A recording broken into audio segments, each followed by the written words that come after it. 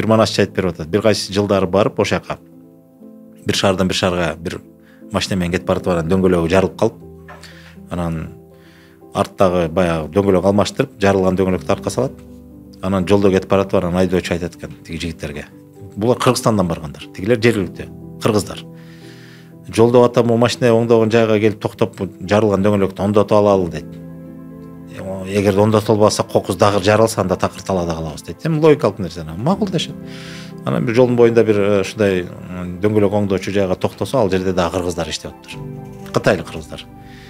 Анан машинеден түштүк, тиги эки бала келип жасап атат дейт. Анан биз жанында турабыз дейт. Эмне алабыз эми? Баары күткүчө менен карап туралы деп анан бир жапжаш эле балдар экен дейт. Анан бирөө экинчисине айтып атат дейт, дөңгөлөктү чечип атып. Жана жарылган дөңгөлөктү чечип атат да. Оңдош керек да. Анан айтып атат. Тиги дөңгөлөктүн желгиндигин алып койчу дейт. Бир бала экинчи балага айтып атат. Желгиндигин алып койчу дейт. Жанагы ниппель деп. Золотник деп коебуз. Сосок деп коет мындайча айтканда. Бирок эл характерин кантар ниппель. Ниппель деген сөздүн мааниси бул бир жактуу кыймыл деген сөз. Жел үйлөнөт, кайра артка теппейт, клапан жабылат. Ниппель деген ошол да. Эми ошону кытайлык кыргыздар ниппель дебейт экен. Эми салыштыралы.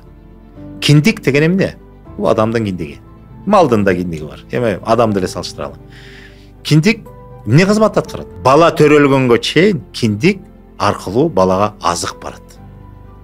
Азык барат дагы артка кетпейт эчтеке. Бир жактуу гана кыймыл. Ошол түшүнүктү киндик аркылуу бир жактуу гана кыймыл жүрөт, артка эчтеке чыкпайт. Бир жактуу гана жүрөт дегенде түшүнүктү билишет дагы. Бул жөнөкөй кыргыздын түшүнүгү киндик болду. Анан ошону дөңгөлөккө карап туруп жел киндик деп койду.